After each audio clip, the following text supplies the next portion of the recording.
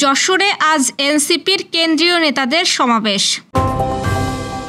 নারী কর্মকর্তাদের স্যার বলার নির্দেশনা বাতিল। যশোর নীলগঞ্জ মহাশ্মশানে চলছে ২৪ প্রহরের নামযজ্ঞ।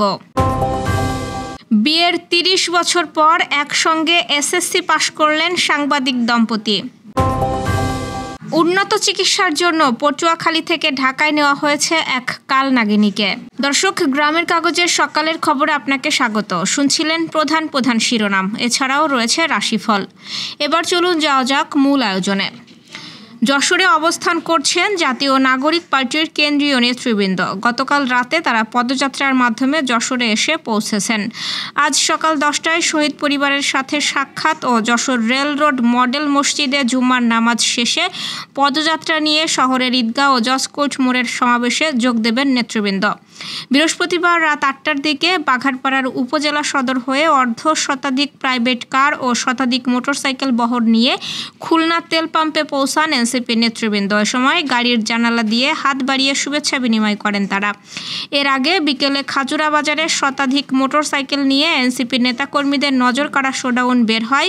এতে নেতৃত্ব দেন দলটির যশোর জেলার সংগঠক খাজুরার ছাত্রনেতা এম জিহাদ। রাতে যশোর শহরের নিউ মার্কেট হয়ে দরাটানা থেকে মনিহার পর্যন্ত পদযাত্রায় অংশ নেন নেতৃবৃন্দ। সরকারের ঊর্ধ্বতন নারী কর্মকর্তাদের স্যার বলার নির্দেশনাটি বাতিল করা হয়েছে। প্রধান উপদেষ্টার প্রেস উইং এক সংবাদ বিজ্ঞপ্তিতে জানায়, উপদেষ্টা পরিষদ আনুষ্ঠানিকভাবে এই নির্দেশনা বাতিল করেছে। সংবাদ বিজ্ঞপ্তিতে বলা হয়, প্রায় 16 বছরের শেখ হাসিনার স্বৈরশাসনের সময় একটি নির্দেশ জারি করা হয়েছিল, যেখানে সরকারি কর্মকর্তাদের তাকে স্যার বলে সম্বোধন করতে বলা হয়। এই প্রথা পরবর্তীতে সরকারের ঊর্ধ্বতন নারী কর্মকর্তাদের ক্ষেত্রেও সম্প্রসারিত করা হয়েছিল। যাদের এখন পর্যন্ত স্যার বলে সম্বোধন করা হচ্ছে, এটা পরিষ্কারভাবেই উদ্ভট। উপদেষ্টা পরিষদের বৈঠকে অন্যান্য প্রোটোকল নির্দেশনাগুলো পরিবর্তনের প্রয়োজনীয়তা নিয়েও আলোচনা হয় এবং প্রোটোকল নির্দেশনা পর্যালোচনা করতে একটি কমিটিও গঠন করা হয়। এই কমিটির সদস্যরা হলেন জ্বালানি, সড়ক ও রেলপথ বিষয়ক উপদেষ্টা মোহাম্মদ ফাউজুল কবির খান এবং পরিবেশ ও পানি সম্পদ বিষয়ক উপদেষ্টা সৈয়দা রিজওয়ানা হাসান। এই কমিটিকে 1 মাসের মধ্যে প্রোটোকল নির্দেশনা ও সম্বোধন বিষয়ক সম্মানসূচক উপাধিগুলো পর্যালোচনা করে সংশোধনী প্রস্তাব দেওয়ার দায়িত্ব দেওয়া হয়েছে। যশোর নীলগঞ্জ মহাশ্মশানে চলছে 24 প্রহর ব্যাপী মহানাম সংকীর্তন।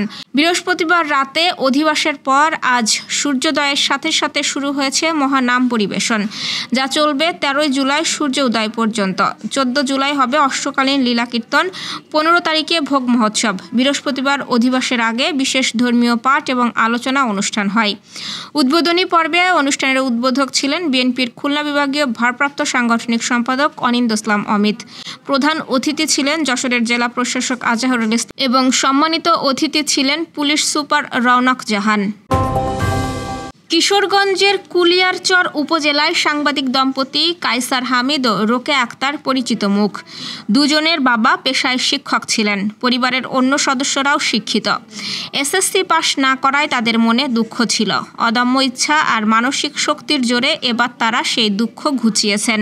কায়সার হামিদ ও রোকেয়া আক্তার এবার নরসিংদীর বেলাব উপজেলার বিন্নাবাইদ দারুল উলুম দাখিল মাদ্রাসা থেকে দাখিল পরীক্ষা দেন।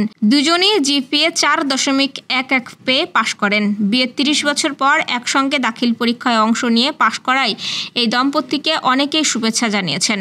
কায়সার হামিদ দৈনিক নয়া দিগন্ত এবং রোকেয়া আক্তার দৈনিক বুলেটিন পত্রিকার কুলিয়াচর প্রতিনিধি হিসেবে কর্মরত। এই দম্পতির 5 সন্তান, সবাই পড়াশোনা করছেন। পটুয়াখালীর কুয়াকাটা কলাপাড়ায় আঘাতপ্রাপ্ত একটি কালনাগিনী সাপের চিকিৎসায় এক্স-রে করেছে অ্যানিম্যাল লাভার্স অব পটুয়াখালী। এটি পটুয়াখালী জেলার প্রথমবার সাপের এক্স-রে করার ঘটনা বলে জানিয়েছে সংগঠনটি।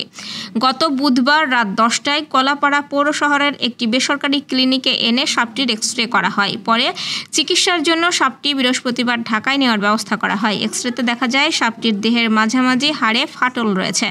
এর আগে বুধবার সকালে পার্শ্ববর্তী জেলা বরগুনার আমতলীর পূজাখোলা এলাকায় সাপটিকে লাঠিপেটা করেন স্থানীয়রা। খবর পেয়ে অ্যানিম্যাল লাভার্স সদস্যরা সাপটি উদ্ধার করেন। বুজ, লাল ও কালো ডোরাকাটা প্রাপ্তবয়স্ক এই সাপটির দৈর্ঘ্য প্রায় 3 ফুট। এটি মৃদু বিষধর কালনাগিনী প্রজাতির সাপ বলেও জানিয়েছে সংগঠনটি। দর্শক, এ পর্যায়ে জেনে নিব কেমন যাবে আপনার আজকের দিন অর্থাৎ 11 জুলাইয়ের রাশিফল। মেষ রাশি, অপ্রয়োজনীয়ভাবে আজ সময় নষ্ট করবেন না। আপনার স্বাস্থ্য আজ ঠিকঠাক থাকবে। পরিবারের সদস্যদের নিয়ে আজ আপনি দিন কাটানোর পরিকল্পনা করলে তা অনেক দিক থেকেই ফলপ্রসূ হবে। বৃষ রাশি, আপনার অর্থ কোথায় ব্যয় হচ্ছে আজ সেদিকে নজর দেওয়া দরকার। অন্যথায় আপনি আগামী সময়ে আর্থিক সংঘর্ষের মুখোমুখি হতে পারেন। জীবনসঙ্গীর সাথে আজ দুর্দান্ত সময় কাটবে। কোনো গুরুত্বপূর্ণ কাজ আপনার প্রত্যাশা মতো শেষ হবে। মিথুন রাশির, বাড়ির কোনো মেরামতির কাজ অথবা কোনো সামাজিক জমায়েতের ফলে আজ ব্যস্ত থাকবেন। আপনার দয়ালু মনোভাব আজ একাধিক খুশির মুহূর্ত বয়ে আনবে। নিজের ত্রুটিগুলোকে আজ সংশোধনের চেষ্টা করুন। কর্কট রাশি, কোনো আবেগপ্রবণ মন্তব্যের জন্য তীব্রভাবে সমালোচিত হতে পারেন, তাই কথা বলার সময় অবশ্যই সংযত থাকুন। আপনার মধ্যে আজ ভরপুর আত্মবিশ্বাস বজায় থাকবে, তাই এই দিনটিকে কাজে লাগান। সিংহ রাশি, আজ বন্ধুদের সাথে সুন্দর সময় কাটাবেন। শরীরের প্রতি আজ অবশ্যই যত্ন নিন। কোথাও বিনিয়োগ করার আগে অবশ্যই সেই সম্পর্কে বিস্তারিত তথ্য জানার চেষ্টা করুন এবং গাড়ি চালানোর সময় অবশ্যই সতর্ক থাকুন। কন্যা রাশি, আজ কারোর কোনো সহায়তা ছাড়াই ভালো পরিমাণে অর্থ উপার্জন করতে সক্ষম হবেন। মন থেকে আজ সমস্ত নেতিবাচক চিন্তাকে দূরে সরিয়ে রাখুন। অপ্রয়োজনীয় কোনো কাজ আজ করবেন না। তুলা রাশি, সন্তানের কোনো পুরস্কার গ্রহণের অনুষ্ঠানে আমন্ত্রণ পেয়ে আজ অত্যন্ত খুশি হবেন। মন ভালো রাখতে আজ অবশ্যই কিছুটা বিশ্রাম নিন। পরিবারের সদস্যদের আজ কিছুটা সময় দিন এবং স্ত্রীর কোনো কাজে আজ আপনি অসুবিধা বোধ করতে পারেন। বৃশ্চিক রাশির মধ্যে আজ ভরপুর আত্মবিশ্বাস বজায় থাকবে, তাই এই দিনটিকে কাজে লাগান। এই রাশিচক্রের বিবাহিত ব্যক্তিরা আজ তাদের শ্বশুরবাড়ির কাছ থেকে আর্থিক সুবিধা পেতে পারেন। ধনুরাশি, মন থেকে আজ সমস্ত নেতিবাচক চিন্তাকে দূরে সরিয়ে রেখে জীবনে চলার পথে এগিয়ে যান। আর্থিক দিক থেকে আজকের দিনটি খুব একটা সুবিধার না, তাই অযথা অর্থ ব্যয় থেকে বিরত থাকুন। মকর রাশি, কোনো কাজে কাঙ্ক্ষিত ফলাফল না এলে হতাশ না হয়ে সেটিকে আবারও চেষ্টা করুন। তবে মনে রাখবেন, সাফল্য অর্জনের জন্য সময়ের সাথে সাথে আপনার ধারণার পরিবর্তন করতে হবে। কোনো সামাজিক কর্মকাণ্ডে আজ আপনি উপস্থিত থাকতে পারেন। কুম্ভ রাশির, আর্থিক দিক থেকে আজকের দিনটি ভালো। পাশাপাশি পূর্বে আপনার কাছ থেকে ঋণ নিয়েছিলেন এমন কোনো ব্যক্তি আজ সেই অর্থ আপনাকে ফেরত দিতে পারেন। আপনার স্বাস্থ্য আজ ঠিকঠাক থাকবে। পরিবারের সদস্যদের সাথে ভালো সময় কাটবে। মীন রাশি, আজ খুব সহজেই সবাইকে আকৃষ্ট করবেন। পাশাপাশি সকলেই আপনার মার্জিত ব্যবহারের প্রশংসা করবেন। আর্থিক দিক থেকে আজকের দিনটি খারাপ না। বাড়ির কোনো কাজে আজ আপনি অনেকটা সময় ব্যস্ত থাকবেন। দর্শক, এ ছিল এখনকার আয়োজন। আগামীকাল ঠিক একই সময়ে সকালের খবর ও আপনার রাশিফল দেখতে ও জানতে চোখ রাখুন গ্রামের কাগজের ইউটিউব চ্যানেল ও ফেসবুক পেজে। আর প্রতিদিনের খবরের আপডেট পেতে গ্রামের কাগজের ইউটিউব চ্যানেল সাবস্ক্রাইব এবং ফেসবুক পেজ ফলো করে রাখতে ভুলবেন না। আমাদের পরবর্তী খবর দেখুন বিকাল 3টায়। শুভ বিদায়।